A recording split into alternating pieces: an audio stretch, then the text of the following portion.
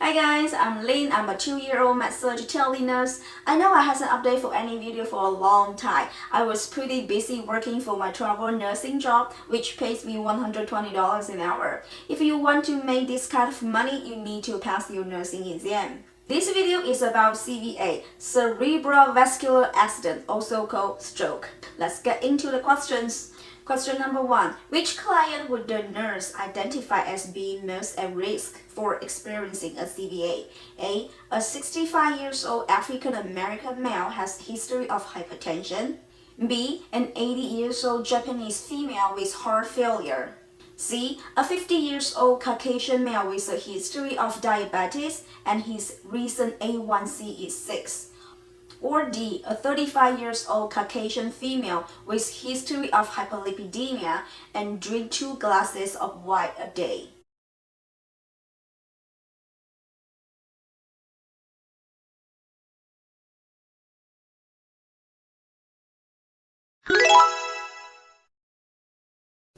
The answer is A. Hypertension is number 1 risk factor as a stroke. Think about hypertension. They stretch those brain blood vessels out and make them very fragile. Option A is an African American who has twice the rate of CVA as Caucasians, and men have a higher incidence than women.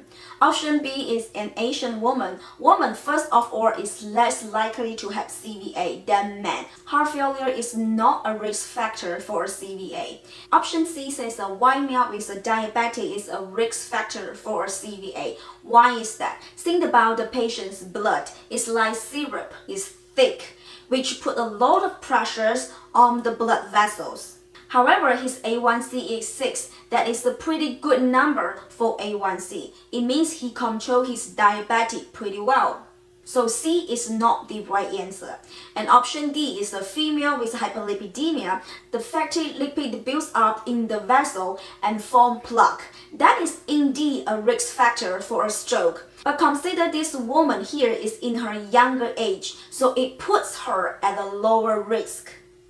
Okay, next question. Which are 2 main common strokes? A. TIA, B. Ischemic, C. Hemiragic, D. Embolic, or E. Thrombotic?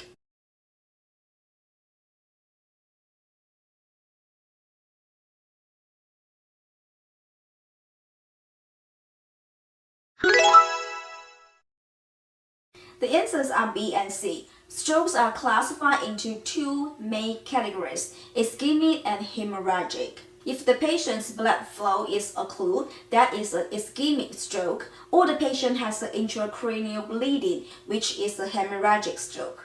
Okay, the next question. Which of the following is the most likely cause of hemorrhagic stroke? A. Severe hypertension, B. Prolonged AFib, C. Meningitis, or D. TIA?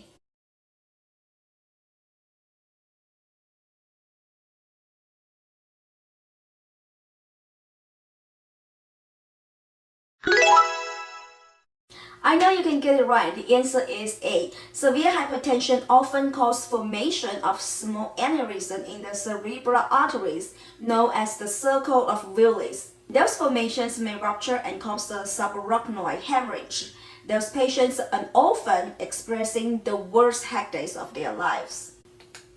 Okay, next question. Which of the following are most likely associated with a left side hemisphere stroke? Select order apply. A. Agraphia, B. Depression, C. Aphasia, D. Same-side weakness, E. Aware of deficits, F. Slow performance.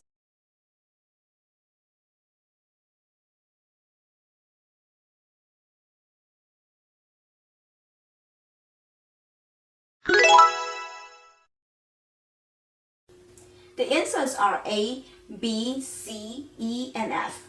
Why A is the right answer? Because the left hemisphere of the brain is dominant for communication skills. Left hemisphere stroke may cause agraphia, the inability to write. The patient may also develop alexia, the inability to read. Also, C here is a correct answer. Left hemisphere stroke causes aphasia that varies from loss of comprehension, inability to express languages, or completely inability to communicate.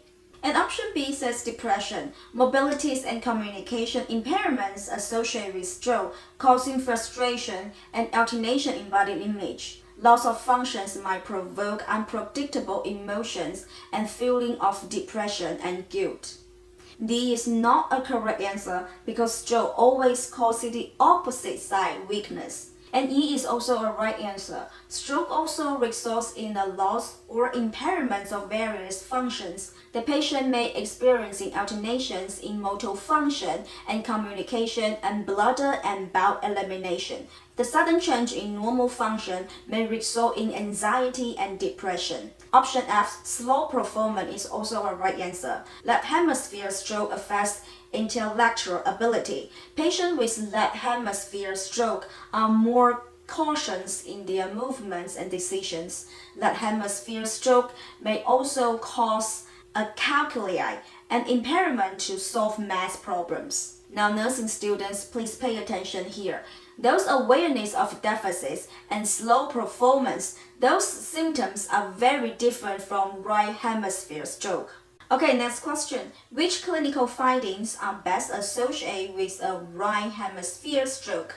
A. Impulsiveness. B. Disoriented times 0. C. Opposite side weakness. D. Personality change. Or E. Caudal rigidity.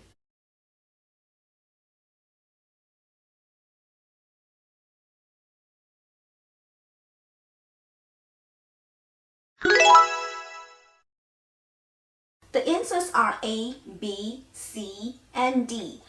Option A says impulsiveness. Right hemisphere strokes tend to cause rushed movements and impulsive behavior.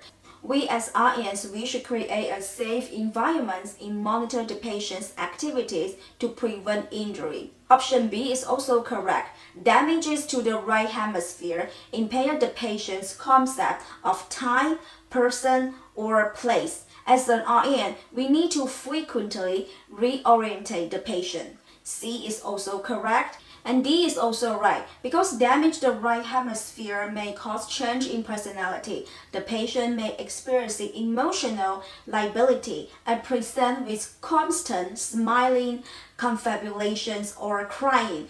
We need to inform the patient's caregivers that not all the personal change are permanent.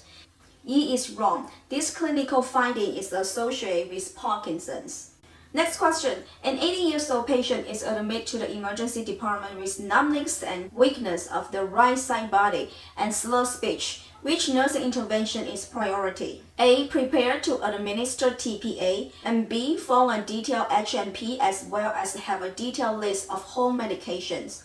C. Stat CT scan of the head, or D. Notify the speech pathologist of an emergency consult.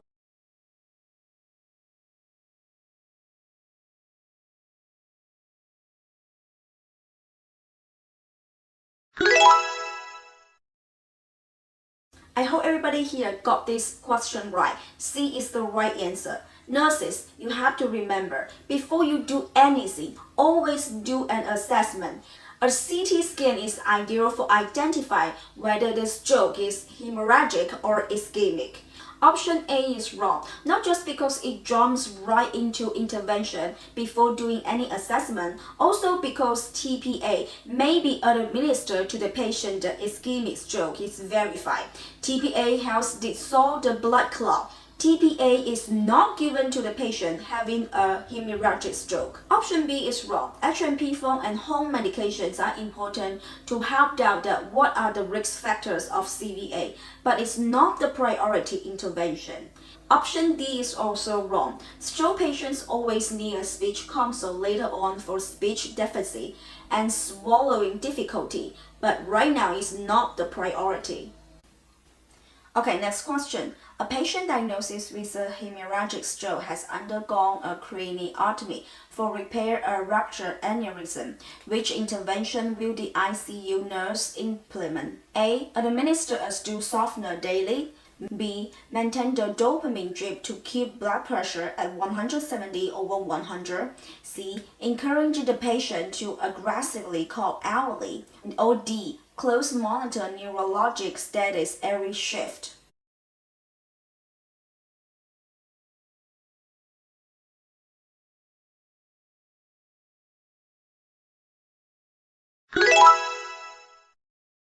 The answer is A. We need to administer stool softener daily. The patient is at risk for increased ICP when he needs to bear down. So stool softener are very good intervention. And option B, dopamine drip is used to increase blood pressure or maintain renal perfusion. However, this 170 over 100 of blood pressure is too high for this patient. Option C, coughing is also increased ICP and is contraindication for hemiragic stroke patient. So the patient should be encouraged to take frequently deep breath, but not aggressively coughing.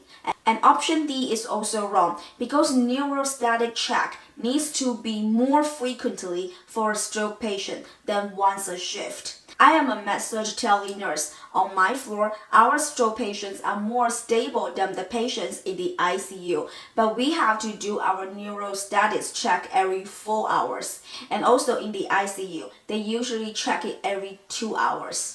Okay, next question. A patient with a stroke in evaluation has been ordered TPA. The order is for 0.9 microgram per kilogram over 1 hour. The patient now is 132 pounds. What is the tidal dose in microgram the patient will receive?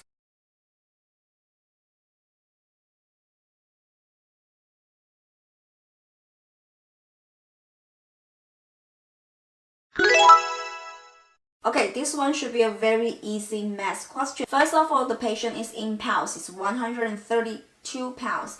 We all know that 2.2 pounds equals 1 kilogram. So 132 divided by 2.2 equals 60 kilograms. And then 0.9 microgram times 60 kilograms equals 54 micrograms. So the answer is 54 microgram.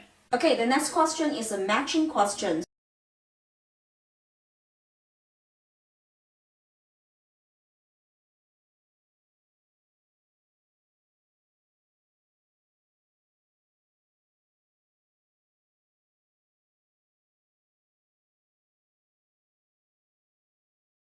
Dysphagia is the issue swallowing. Agnosia means don't understand sensation or recognize no subjects or people.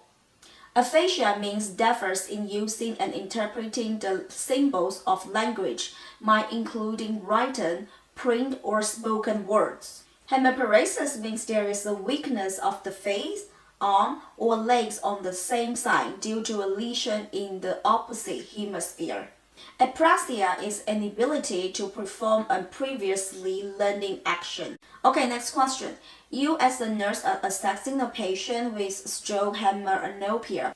You should understand the patient will A. Have a preference for full high insole, or B. Eat food on only half of the plate, or C. There is a weakness of one arm, or D. Keep repeating yes to every question that is asked.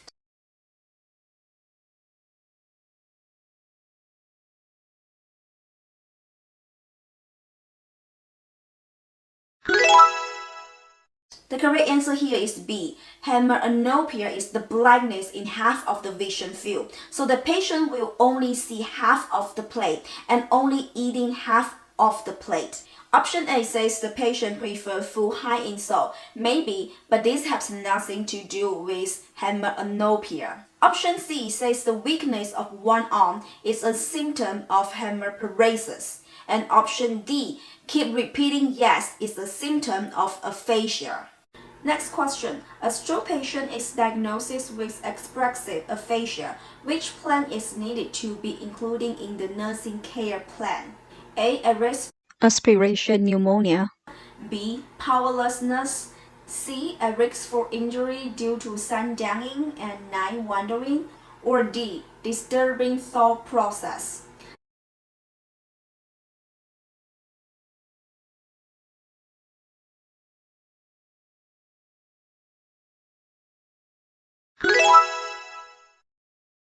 The answer is B. Expressive aphasia means the patient cannot communicate thoughts but understand what is being communicated. This leads to frustration, anger, and depression. A is wrong because aspiration is for patients with dysphagia, which is a swallowing issue. Option C is wrong. It has nothing to do with aphasia. Option D says disturbance in thought process. It's a cognitive problem. With expressive aphasia, the patient's thought process are intact. My last travel assignment was in a rehab. I stayed there for 3 months and I saw so many stroke patients. They have already passed the acute phase, which means they are no longer staying at the hospital but in the recovery phase, which is staying in the rehab facilities. At the recovery phase, their language skills are still recovering. However, a lot of patients are just get so upset when they can't express themselves. I remember I have a patient, me and other therapists couldn't understand a single word he was trying to say. So a lot of time, we just guess. All of us, including me as a nurse and including all the physical therapists and all the occupational therapists, we just could not understand. Although we spent so much time with him and help him to express the things he trying to say, none of us could understand. So a lot of times he got so irritated with himself and us. He always sighs so heavily and say never mind. And never mind, these two words, he can say it very, very well. Next question. The nurse is caring for a patient who had a stroke and now has residual dysphagia. What is the most appreciated diet for this patient? A. Clear orange juice. B. Whole milk. C. Nectar thick fluid. Or D. The patient should be NPO and put in the PEP tube.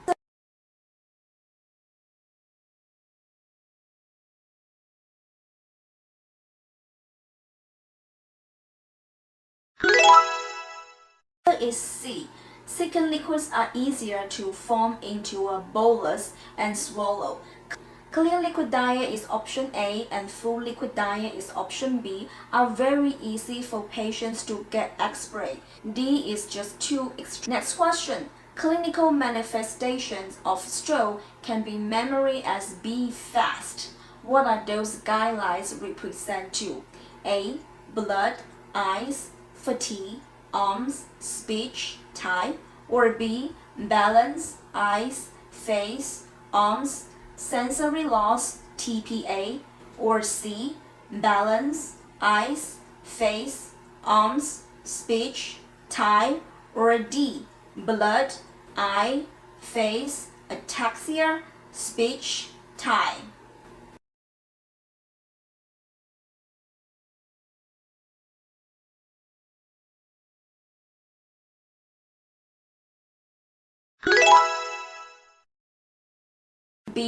B means balance. Is the patient experiencing a sudden loss of balance or coordination? E means eyes. Is the patient having a sudden change in vision or trouble seeing? F means face. Ask the patient to smile. Does one side of the face droop? A means arms. Ask the patient to raise both arms. Does one arm drift downward? S means speech. Ask the patient to repeat a single phrase. Is the speech slurred or strange? T means type. If you see any of those signs, call 911 immediately. Alright guys, that's it for today's stroke video. And remember to subscribe my channel. My next video is about meningitis. Bye.